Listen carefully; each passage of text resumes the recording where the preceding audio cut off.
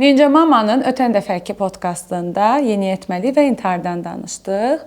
Bu dəfəki podkastımızda isə bir çox psixoloq, psixiatr və psixoterapevtlərlə görüşürük.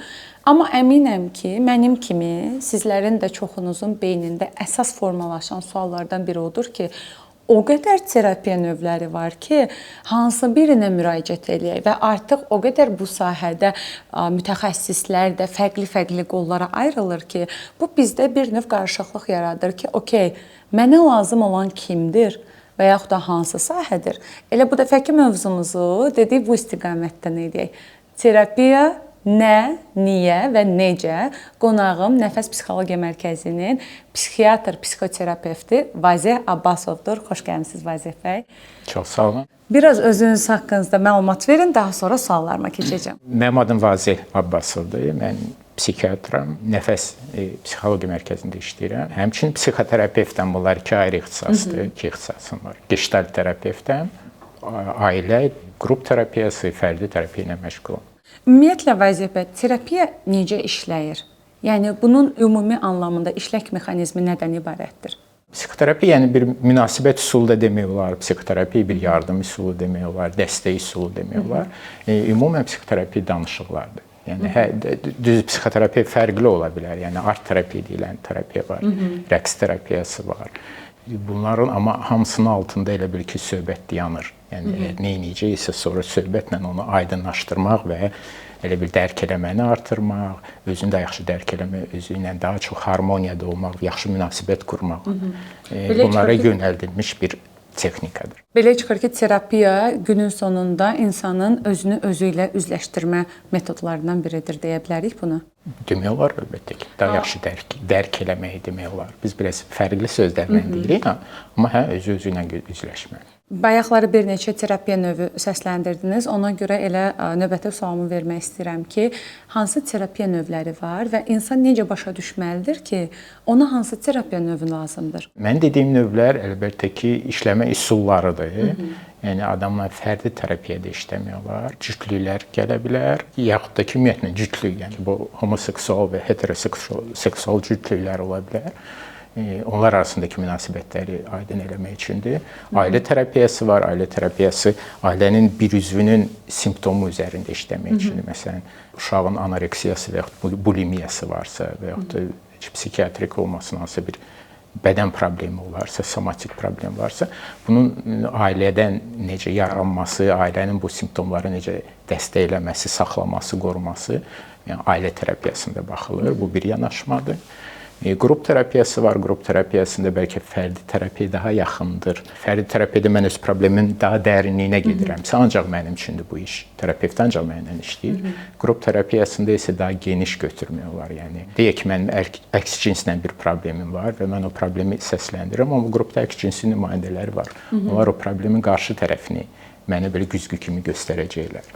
O mənada bir problemin dərinliyinə də olması, daha genişliyinə götürmək olar. Münasibətləri orada daha yaxşı görmək olar. Yəni insanların danışdığı şeylər var, amma münasibətlərdə göstərdiyi şeylər var. Qrup terapiyasında bu daha yaxşı görünür. Əslində çox maraqlı nüansa toxundunuz. İndividual və qrup terapiyası hər kəs üçündürmü? Daha doğrusu sualımı daha belə deyim də doğru verəsi olsam, qrup terapiyası hər kəs üçündürmü və insan necə başa düşməlidir ki, o individual terapiyaya yoxsa qrup terapiyasına qoşulsun ya da bunu mütəxəssis özü müəyyən edir? Daha çox mütəxəssis təyin eləyir. Qrup terapiyasına əlbəttə ki, yəni ehtiyacların fərqi ola bilər. İnsan ünsiyyət daha çox istəyə bilər və qrup terapiyası o mənada da yaxşı ünsiyyət yeri ola bilər. Amma elə adamlar var ki, qrupda çətinlik çəkər. Çünki ünsiyyətdən qaçan, ünsiyyətdən qorxan adam ola bilər. Açılmağa mane ola bilər qrup. O mənada individual terapiya daha yaxşı. Əslində çox maraqlı yerə gedirik hal-hazırda. Belə ki, öz şəxsi təcrübəmdən, misal üçün, hər zaman individual terapiyaya daha çox üstünlük vermişəm və qrup terapiyalarını çox ciddi ala bilməmişəm. Nə mənada ki, fokusum tamam başqa yerlərə dağılır və heç bir halda konsentrasiya toplaya bilmirəm. Yəni ki, belə deyim də, terapiyadan başqa hər şey haqqında o qrupda düşünürəm və bir neçə dəfə bunu sınamaq istəmişəm, amma həqiqətən görmüşəm ki, məsələ mütəxəssisdə deyil, məsələ məndədir və alındıra bilmirəm. Mənim kimi insanlar niyə qrup terapiyalarında iştirak edə bilmirlər? Halbuki özünü ifadədə çətinlik çəkmirəm, utanmıram deyəcəyim fikirlərdən və s. ya da ki, qarşı tərəflərin fikirləri haqqında düşünmürəm. Yəni buna görə də bloklamıram özümü.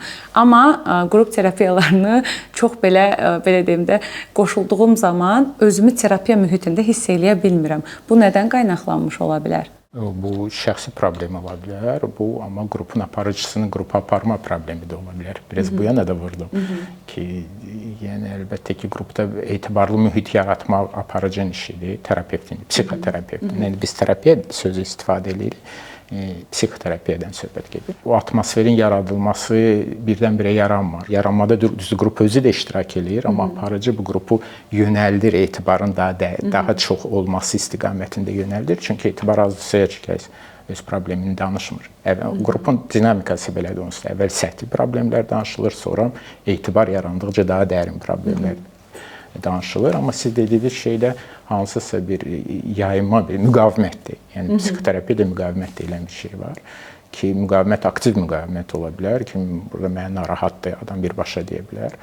Amma müqavimət pasiv müqavimət ola bilər. Yəni mən terapiyaya marağımı itirə bilərəm, başqa fikirlər yarana bilər. Yəni mən birbaşa direkt demirəm ki, pisdir belə nəsə mənə burada narahatdır, təhlükəlidir, təhlükəsizlik yoxdur. O deyil. Dostum yadıma düşür, deyirəm ki, çoxdan da ondan oturub yeyib içmirik belə. Yəni bu da belə bir müqavimət üsuludur. Yəni siz dediyiniz şey belə də ola bilər. Əslində bu barədə terapevtin işi bu barədə danışmağa kömək eləməkdir. Yəni siz bu barədə yəni mütləq deyil qrup mövzusunda danışasınız. Əsas mütləq odur ki, öz içinizdə olanı qrupun ortasına qoyasınız. O arası aparıcının işidir. Çox maraqlı nüansdır. Əslində müqavimət haqqında heç düşünməmişdim və siz danışdıqca hiss edirəm ki, sanki pasiv müqavimət göstərməkdir ki, bu mühitdə, bu ortamda danışmaq istəmirəm. Bəs ilk terapiya seansında insan hansı gözləntidə olmalıdır? Təcrübələrim və müşahidələrim göstərir ki, insanlar ilk seanslardan sonra heç nə hiss eləmədim deyə bir ümumiləşmiş bir ifadədən istifadə edir. Həqiqətən nəsə hiss eləməlidirmi, yoxsa bu prosesdə mi baş verir? Hissiyat terapiyada ala biləcəyiniz şeylərdən biridir. Terapiyadan çox şeylər almaq olar. Terapiyanın məqsədi nəsə hiss elətdirmək deyil tək. Xüsusilə birinci görüşdə bunu almaya bilərsiniz. Ümumiyyətlə belə konflikt yeridir. Yəni mən terapiyaya gələ bilərəm. Sizin bəlkə dediyinizi davamı kimi fikirləşirəm. Ki mən elə bir terapiyaya gəlirəm, belə bir məqsədim var, nəsə narahatlığım var ki, gəlmişəm də. Amma ki, nəsə ala bilmirəm və yaxud da gəlirəm amma başqa şeylər barədə ki, qrupa gəlmişəm amma fikrim başqa yerdədir. Yəni bu belə insan bir konflikt yeridir ki, mən demək bir istəyim var imiş ki, mən gəlmişəm bura. Amma gözləntim nədir, aydın bilmirəm və bəlkə terapiyanın bu yerində bunun əhəmiyyəti var imiş. Belə. Amma adətən siz deyirsiniz, birinci görüş barədə danışırsınız. Birinci görüş adətən tanışlıq görüşüdür. Yəni mən indi fərdi terapiyadan danışıram ki, birinci görüş adətən tanışlıq, yəni klientin problemi, mən də klient deyirəm də, psixoterapiyanın işlədiyi adamlara adı klientdir. Həkim və pasient münasibətindən fərqli olaraq terapevtin klient bərabərdir. Və onun göstəricisi kimi biz klient deyirik. Çünki pasient yəni həkim qədər bilmir. Yəni pasient elə bil ki, ancaq yaxşı qulaq asmalıdır. Yaxşı pasient, yaxşı işdə, yəni ona verilən tapşırıqları yaxşı icra edən adamdır. Klient o qədər də sözə baxan olsa, terapiyanın səmrəsi çox-çox azalar. Çünki terapiyanın məqsədi insanı özünə aktuallığa doğru aparmaqdır. Yəni sözə baxma, mənim istədiyimi eləyəcək adam öz istədiyini yox, o belə məqsəd olmamalıdır. Əslində çox maraqlıdır ki, bizim cəmiyyətdə adətən bir çox hallarda psixoloqa və yaxud da ki, terapiyalara müraciəti edən zaman adətən belə deyək də öz fərqində olmayan insanlardan söhbət gedir. Adətən kiməsə nəyisə sübut etmək və yaxud da ki, bax gördün, dedin, getdim mesajlarını vermək üçün gedilir və bu öz inkişafa birbaşa olaraq mane olur. Çünki məsəl üçün terapiyaların özəyində adətən o durur ki, insan özü istəməzsə heç nə baş verə bilməz. İnsan özü dəyişmə və yaxud da ki, bu müalicəyə deyək də hazır deyilsə, istəmirsə bu baş verməz. Bəs psixoloji sağlamlığını doğru qorumaq və terapiyadan həqiqətən effekt götürmək üçün belə məcburi gələn insanlara nə tövsiyə edərdiniz ki, başa düşsünlər ki, misal üçün bu xəstəlik deyil və bunu hər kəs gəlməlidir. Hər kəs, yəni şərt deyil ki, hansısa bir kritik nüansa düşəsən ki, bir terapiyaya götürəsən. Və müşahidəmlə deyim ki, əksinə daha çox terapiyalara hər zaman artıq öz fərqindəliyi olan insanlar gedir. Amma bu məcburiyyətlə gedən insanlara nə tövsiyələriniz ola bilər? Yəni bəlkə sualınuza tam da cavab vermədim və bu iki sualı necəsə birləşdirib cavab vermək istəyirəm ki, yəni doğrudan da adam onda gəlib terapiyadan bir nəticə görməyəcək. Yəni mən istədiyimi almadım deyə bilər adam ki, çünki özüm gəlməmişəm. Yəni özüm nəticə almamağın bir səbəbi özüm gəlmədiyimdir. Çünki mən heç terapiyada nə istəyirdim ki, axı mən elə bilmirəm. O mənada nə gözləyirdim ki, nə alıram.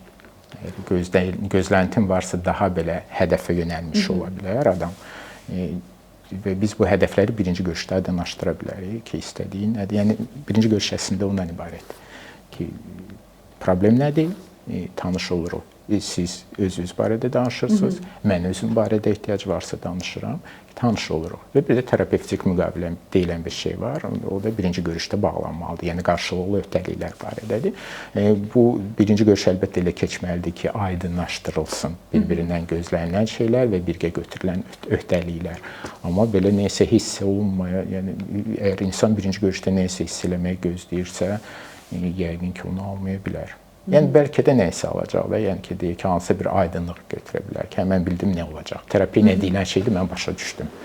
Eləcə də başqasının göndərişi ilə gələn, məsələn, anası, valideynləri istəyirmi və yaxud da ki, deyək ki, partnyoru istəyir.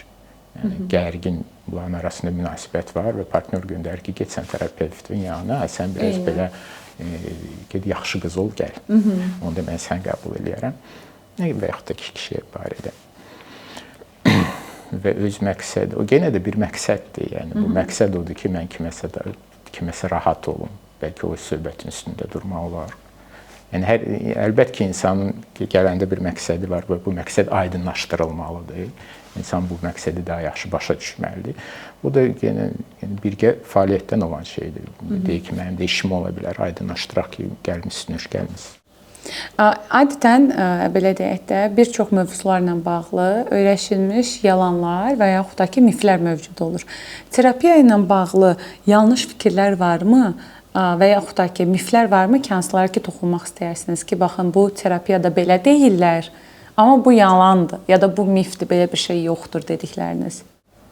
Mənlə bir dəfə bundan bağlı bir belə çəkiliş olmuşdu. Mən bu barədə danışmışdım. Biraz bunu təkrar eləyərəm yəqin ki, doğrular və miflər barədə. Əlbəttə ki, yanıma gələn adamların bir qismi, yəni gəlib oturub, məsələn, xüsusilə psixiatrik qəbuldursa, psixoterapevtik yox, yəni gəlib adam oturub deyə bilər, soruşam, şikayətin nədir? Deyə bilər ki, sən həkimsən də, sən bax gör nədir? Yəni bu hansısa bir mif barədədir ki, yəni mən üzünə baxan kimi nə isə təyin eləməliyəm. Mən üzünə baxan kimi başa düşməliyəm ki, bunun deyə nevrozu var imiş. Yəni bu mifdir əlbəttə, yəni yəni və yaxud da ki, insanlar nə isə demirlər, deyək ki, daha sıx terapevtik münasibətlər yaranır, amma adam nə isə demir ki, küsüb ya da qəzəblənib, qəzəbini udur və küsməyə çevirir. Və sonra da gözləyir ki, mən nə isə başa düşəcəm. Tək mənə aid deyil. Yəni terapevtik münasibətlər əlbəttə ki, həyati münasibətlər təkrar olunur ki, və o yerdə yəni insanların, mən elə bir insanların fikrini oxuyuram, xüsusilə mən psixoterapevtəmsə demək insanların fikrini oxuya bilirəm. Bu mifdir ki, başqasının fikrini oxumaq mümkün deyil. Səmimilik amma daha üstün bir şeydir. Yəni səmimilik ümumiyyətlə daha yaxın kontaktda cəhd eləməkdir. Və səmimilik daha yaxına gəlməkdirsə və qarşılığı da alına bilər. Xüsusilə terapiyada terapevtin məqsədi odur. Ona çəkirəm. Bir başqa bir mif odur ki, mənim xüsusi texnikalarım var ki, mən neynəsə insanlara təsir eləyə bilərəm. Yəni, insan gəlir problemini danışır, mən də belə eləyirəm. Hipnoz eləyirəm ona və o da birdən-birə dəyişir, xoşbəxt adam olur. Terapevt qeyri-adam deyil, adi adamdır. Xüsusi texnikalara malik adamdır, amma bu texnikalar belə sehir texnikaları deyil. Bu belə ümumiyyətlə bir yerdə, adamlarla bir yerdə olmaq, onun problemində onun yanında qala bilmək, onu hansı bir yolda müşayiət eləmək, bunun üçün olan şeydir. Biz bunun təlimini alırıq. Əslində dediyim şey də əslində çox vacib şeydir. Çünki insanın problemi daxili içində deyil. İnsanın problemi terapiya deyil, münasibətdədir. Yəni biz davamlı yaxşı münasibətlər istəyirik. Bəs ümumi olaraq terapevt-müştəri əlaqəsi deyək də buna, terapiyanın uğurunda hansı rol oynayır? Yəni terapevt və müştəri bir-birinə hansı əlaqədə olmalıdır ki, bu terapiyadan bir uğur əldə edilsin və ümumiyyətlə terapiyada uğur nədir? Terapiya uğuru, yəni bu psixoterapiyanın bəzi növlərindən belə bir üstündən keçdik. Psixoterapiyanın hal-hazırda bir 300-400 azı növü var. Müxtəlif xırda məktəblər və metodlar var. Və bunların əslində nəzəriyyəsinin bəziləri bir-birinə əks gedir. Yəni kimsə deyə bilər ki, filan şey terapevtik uğurdur, kimsə əksinə deyə bilər. Məsələn, deyək ki, kimsə deyə bilər ki, ailədə münasibəti yaxşılaşdırdın, çünki sən uyğunlaşmaq öyrəndin və bu terapevtik uğurdur. Amma əksində demək olar. Yəni kimsə əksinə çəkir ki, sən özünü reallaşdırmaq öyrən kontaktda və özünü ifadə eləyə bilirsənsə, qarşı tərəf səni başa düşürsə, bu daha yaxşıdır. Nə olsun ki, siz sonra boşandınız. Yəni bu və boşanmanı terapevtik uğur adlandıracaq. Yəni və yaxud da ki, özünü aktuallaşdırmaq, yəni deyək ki, kimsə ümumiyyətlə insanlara uyğunlaşmanı və udaraq uyğunlaşmanı daha deyək ki, belə təlimini keçir. Kimsə deyir, yox, aktual ol, səmimi ol, yəni qəzəbin varsa ifadə elə və onda yəni bu adam daha deyək ki, aqressiv olacaqsa, daha spontan olacaqsa, indi buna uğurmu deyək, yoxsa uğur deməyək? Deyək ki, ətrafındakılar deyəcəklər ki, uğur deyil bu. Əslində çox maraqlıdır, çünki müasir terapiyamı ya psixologiyamı desəm, ürəyində saxlama deyir bir növündə. Amma çox maraqlı nüansa toxundunuz ki, bəziləri bunu uğur sayır, bəziləri bunu uğursuzluq sayır. Ümumiyyətlə bu istiqamətdən insan nə vaxt qəzəbini ortaya qoymalıdır və insan nə vaxt uzlaşmaya getməlidir? Yəni bunun bir orta qızıl xətti varmı ki, terapistlər tövsiyə edir ki, bunu etdiyiniz zaman siz orta yola gələ biləcəksiniz. Yoxsa elə həqiqətən o qəzəbi, kini vaxtında tökməkmi daha yaxşıdır, daha uğurludur? Gəlin mən bu yerdə başqa bir alternativ baxış təklif edeyim sizə. Yəni axı siz dediyiniz reallıq nəyə əsaslanır? Hansına ki, bəzi psixoterapevtik məktəblər onun üstündə durur. Yəni ona əsaslanır ki, mənim içində qəzəb yaranır və mən bu qəzəbi ortaya tökməliyəmmi, tökməməliyəmmi? Yəni deyək ki, bu yazıq qarşımda oturan adam niyə mənim qəzəbimə məruz qalsın ki? Lap tutaq ki, o da məni qıcıqlandırıbsa, mən saxlasam yaxşı olar və biz daha yaxşı münasibətlərə gedərik. Amma elə bil ki, mən bir alternativ baxış demək istəyirəm. Az ki, əslində psixoterapiya bütün humanistik metodlar onun üstündə durur ki, qəzəb bizim aramızda yarandı və bu bizim münasibətimizin bir hissəsidir və mən münasibətdə nəyisə gizlədirəmsə, biz yaxınlıqdan uzaqlaşırıq. Terapiyanın məqsədi bir insanla işləmək deyil, psixoterapiyanın. Böyük məktəblər ondan danışırlar ki, əsas məqsəd birgə olmaq məqsədi. Yaxınlıq və birgə olmaq məsələsi daha vacibdir və bütün psixoloji və psixiatrik problemlər də ondan yaranır ki, mənim vaxtında hansısa hissim dəstəklənmədi və mən burada tək qaldım. Belə ümumi sözlə deyirəm, bu amma vacib ola bilər ki, deyək ki, İndi belə sadə misaldır. Məsələn, uşaq itdən qorxur və qaçır anasının yanına və anası itdən qorxmur. Daha böyükdür. Və uşaq onun yanına gəlib, axı uşağın bədəni balacadır, hisslər onun bədəninə yerləşmir. Və ananın bir işi əslində uşaq üçün konteyner olmalıdır. Onun hisslərini götürmək, necəsə onun yanında belə qala bilmək. Ki, uşaq anaya baxır, onun sakit olduğunu görür və sakitləşir. Yəni bu əslində belə hisslərin, bu bir texnikadır, hansı ki, vacib bir şeydir. Və bu birgəliyin bir göstəricisidir ki, mən uşağın yanında olduğum yerdə uşaq sakitləşdi, mən hətta onu qucağıma götürdüm, sakitləşdirdim və başa da saldım ki, sən qorxursan indi, qorxma. Mənim qızımın demək, barmağı kəsilmişdi birinci dəfə, indi neçə yaşı vardı, 3-yə 4-ə, ağlayıb gəlir yanıma.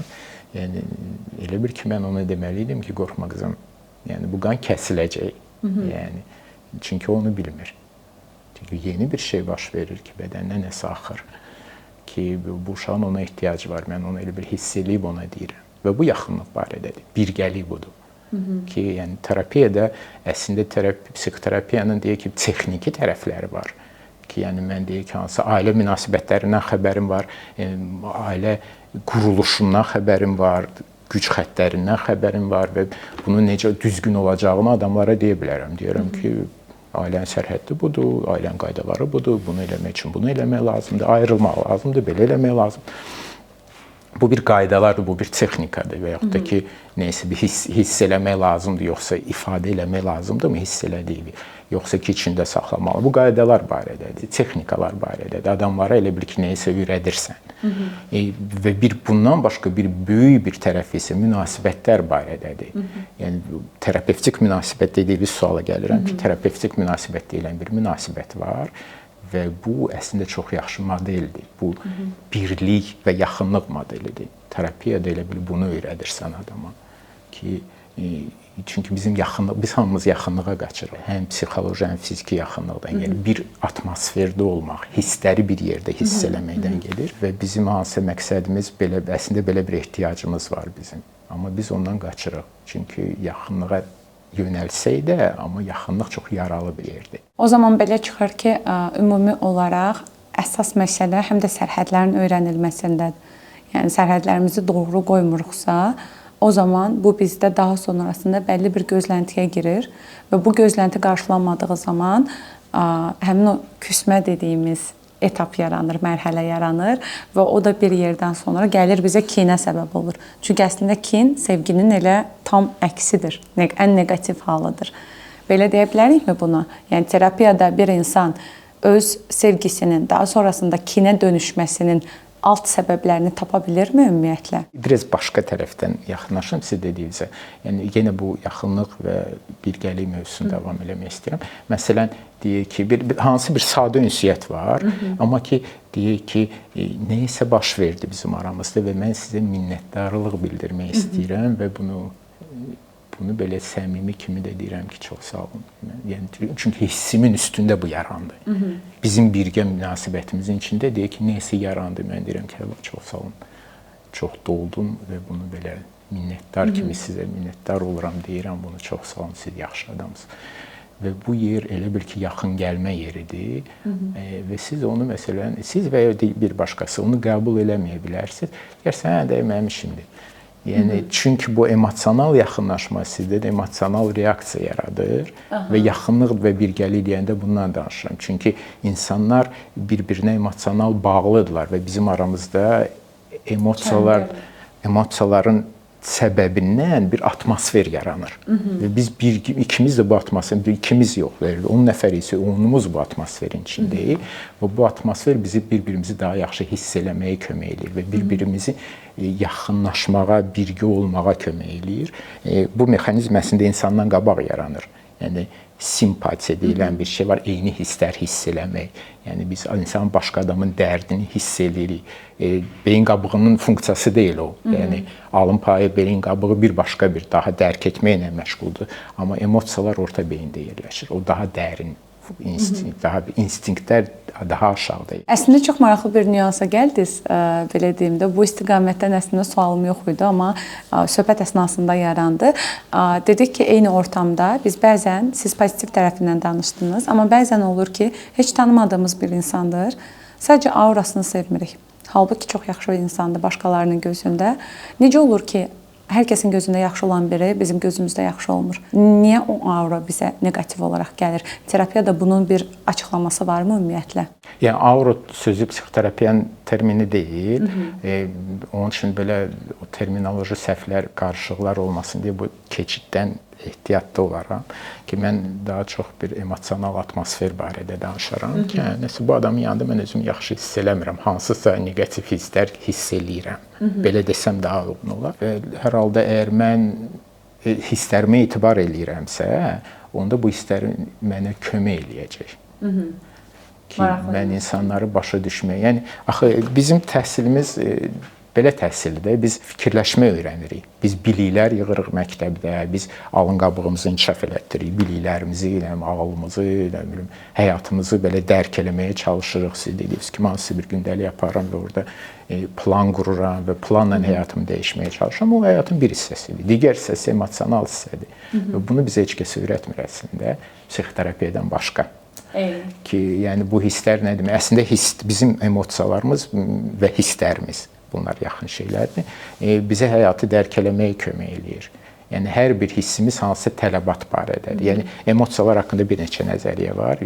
Gərək ki, üçüncü nəzəriyyə daha müasir nəzəriyyə deyir ki, emosiyalar bizim tələbatımız barədədir. Ki, deyək ki, mən əgər qorxuramsa, məsələn, bu mənim təhlükəsizlik tələbatım barədədir. Yəni qorxu, neqativ hisslər mənə deyir ki, mən bu tələbatdan uzaqlaşmışam. Yəni mən qorxuramsa, demək ki, mənim təhlükəsizliyə olan ehtiyacım, tələbatım pozulub. Və qorxu hissi mənə deyir ki, qaytar özünü. Pozitiv hisslər deyir ki, oradasan və burada qalmağa davam elə. Və yaxud da deyir, qəzəb hissi cəmiyyətin qadağan elədiyi bir hisslərdən biridir. Amma qəzəb hissi də mənim sərhədlərim barədədir. Tez-tez təkrar edirəm bu misalı adamlara. Kimsə mənim ayağımın üstünə çıxıb, məsələn. Və qəzəb hissi məndə bir enerji yaradır və o enerji mənə kömək edir ki, o adamı itəliyim, sözlənmi, hərəkətlənmi. Yəni, mən sərhədlərimi bərpa eləmək üçün oran istəyirəm. İndi o hiss deyək ki, lazımsızdırmı o hiss? Əslində hal-hazırda çox maraqlı yerə gəlmisiniz və bu mənə hər zaman maraqlı olubdu deyə elə fürsət düşmüşkən soruşmaq istəyirəm. Çox belə məişətdən bir mövzunu götürəcəm, hansı ki, daimi ictimai nəqliyyat istifadə edən insanların deyərdim ki, hər gün rastlaşdığı bir şeydir, bir hadisədir. Tutaq ki, avtobusda gedirik və sadəcə olduğumuz yerdə dayanmışıq və gəlir xalalar, kim ki, sakit ünsiyyət formasında deyə bilər ki, zəhmət olmasa keçə bilərsiniz, mən də durum. Amma o bunu seçmir, o bunun tərəfdarı deyil və o ünsiyyətini qəzəb üzərinə qurur və ay qız keç də deyə bir geri dönüş edir ya da aşağılayıcı tondan və yaxud da ki, daha çox gənclərə aşağılayıcı tərzdə özlərindən böyük olan insanlar, ayrı vaxtı belə deyək də, mən ağsaqqalam deyən insanlar, ağbirçəyəm deyən insanlar çox daha kobud şəkildə ifadələrlə o gəncləri ya yerindən durğuzmağa çalışır, ya biraz irəli getməsi üçün belə deyək də əmrlər verir. Bunun altında yatan aqressiya nədən qaynaqlanır ya da belə deyək də bu hansı hisslərin təzahürüdür? Hansı hissini orada bastıra bilmir ki, mədəni ola bilərkən, daha doğru ifadə edə bilərkən bunu çox belə aqressiv şəkildə geri dönüşlər edirlər? Çox sağ olun sualınıza görə. Çünki mən belə məsələn aqressiyaya bir himn oxuyuram ki, sağ olsun, yaxşı şeydir və onu ifadə eləmək, qəzəbi ifadə eləmək lazımdır. Amma siz dediyiniz bir vacib bir məqam var. Mənim qəzəbimin yəni aktual səbəbi ola bilər. Ki siz deyək ki, mənim qarşımda dayanmısınız, hələ belə ağzımın içinə nəfəs də alırsınız, nəfəs verirsiniz ki, bir istidən də nəfəs ala bilmirəm. Ki deyək ki, bu mənim hansı sərhəddimi pozur və məndə qəzəb hissi yaradır. Amma ki, yəni köhnə yığdığım şeylər də ola bilər ki, yəni deyək ki, mənim gənclər barədə neqativ fikirlərim var. Və yaxud da ki, mən evdə öz uşaqlarımdan boğazacan yığmışam, onlara bir söz deyə bilmirəm. Deyir ki, mənim oğlum alkoqolikdir, qızım nə bilim narkomandır və yaxud da ki, emosional başqa bir çətinliklər var, yığmışam boğaza və mən o qəzəbi gəlib başqalarının üstünə tökə bilərəm. Necəsə, yəqin ki, burada bu qəzəb hissini belə fərqləndirmək də vacib şeydir ki, aktual hisslər var və bir də mənim proyeksiya olunan hisslərim var. Başqa yerlərdən bu münasibətə proyeksiya olunan hisslərim var. Bu başqa yerdən gətirdiyim və keçmişdən gətirdiyim şeylər ola bilər ki, mən uşaq olanda, gənc olanda məni buna görə boğurdular. Və sizə mən bunu eləyirəm, çünki mən də bunu görüb və belə davam eləməyi düzgün bilirəm. Hardasa belə zorakılığa elə bir ki, dəstək oluram və bunu düzgün bilirəm. Və yaxud da ki, emosional, mən artıq psixiatriyə biraz girişirəm, deyək ki, şəxsiyyət pozuntusu olan adamların aqressiya ilə əlaqədar problemləri olur. O mənadakı emosiyaları birdən-birə neqativdən pozitivə uça bilər adam. Hissləri də ifadə eləyir, yəni heç mənə aid olan hissini gətirib tökür mənim üstümə, belə də avtobusda üstümə hücum edir ki, dediyiniz bayaq soruşduğunuz ki, məsələn, qrup terapiyasına bu adam gedə bilərmi? Yox, gedə bilməz. Çünki hər şey onun üçün trigger olacaq və partlayacaq və qrupda da təhlükə yaradacaq. Yəni qrupda bu adamı təhlükə mənbəyi kimi hiss edib bağlanacaq. Qaçacaqlar qrupdan bu adamla. Həyatda qaçmaq mümkündür. Yəni avtobusda əgər düşüb gedə bilərəmsə, qrupda da qaçıb gedim, ya münasibətlərdən qaçıb necəsə. Yəni o mənada əlbəttə ki, terapiya həddən artıq vacib şeydir. Çünki insanları yaxın olmağa, birgə olmağa kömək eləyən bir şeydir.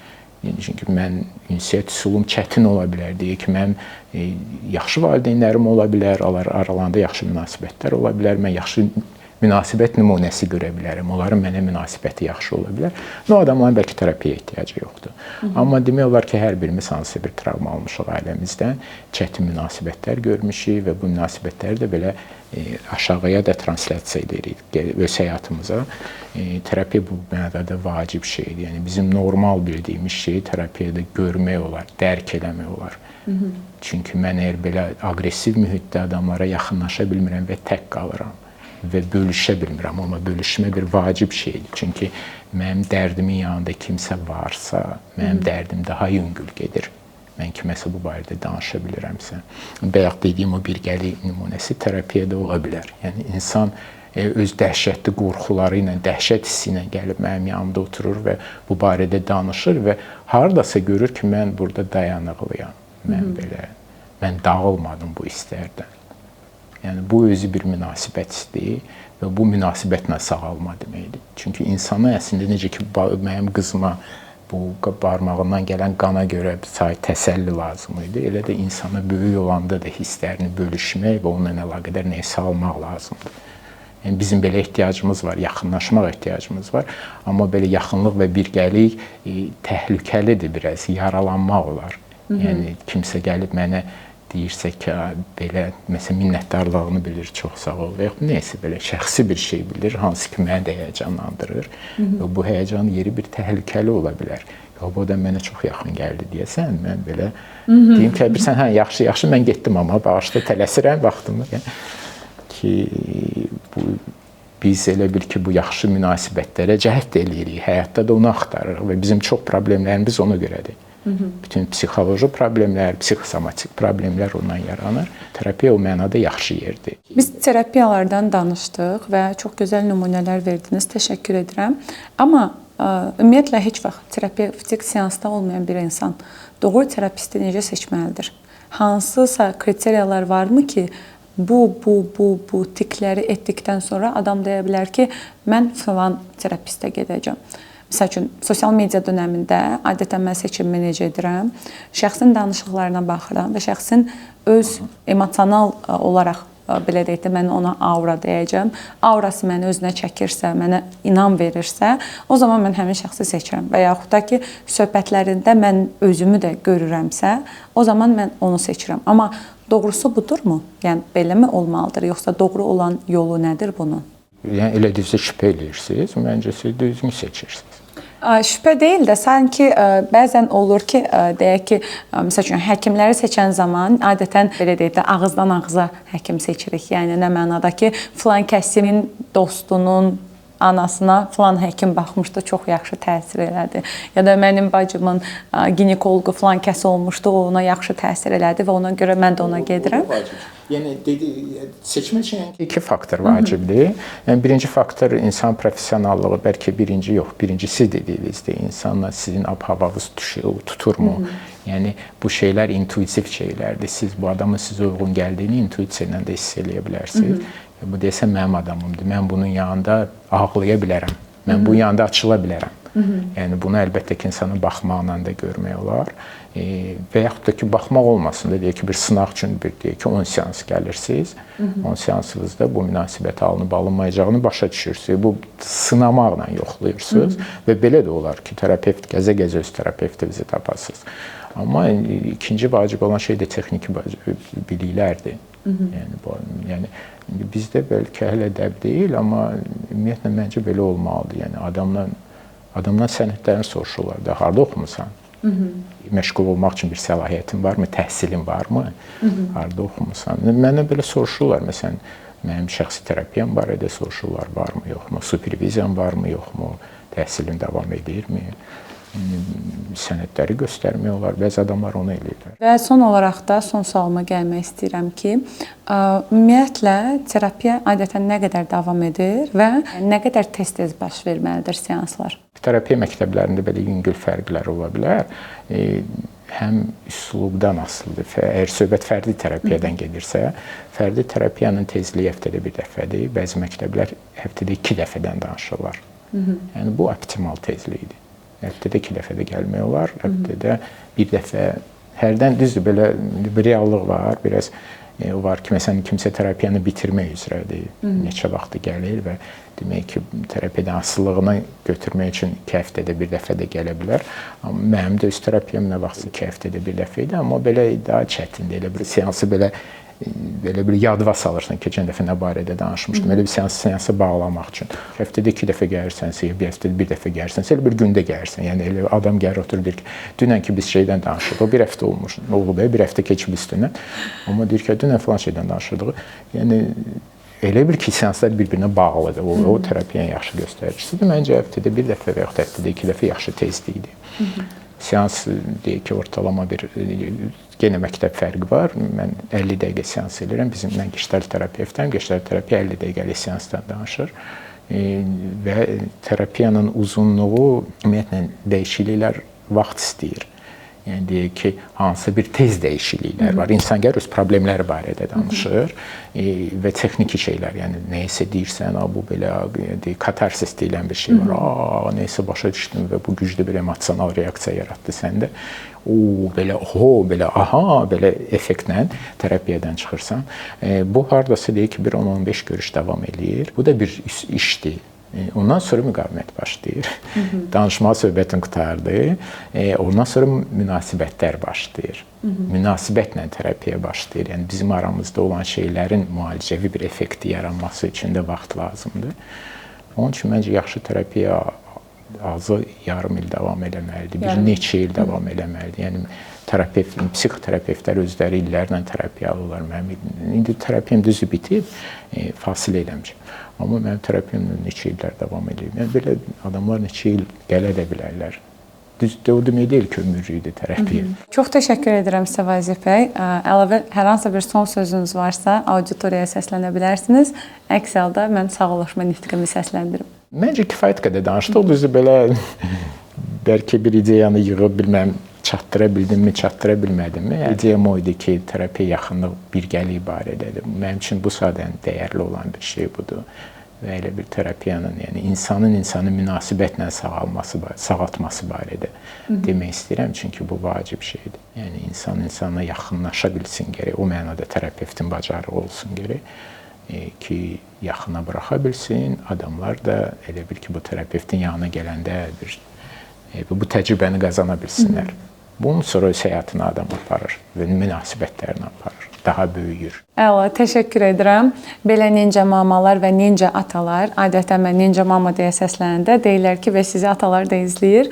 Belə ninjalar, bu dəfəki podkastımızla bağlı hər hansı bir sualınız, fikriniz və yaxud da şəxsi təcrübəniz varsa, rəy bölməsində bildirməyi, yazmağı unutmayın və əgər siz də bu mövzuda və bu səpkidə olan digər mövzularla bağlı tez-tez kanalda hər həftə yeni videolar görmək istəyirsinizsə, o zaman kanala abunə olmağı və izlədiyiniz videoları bəyənməyi unutmayın.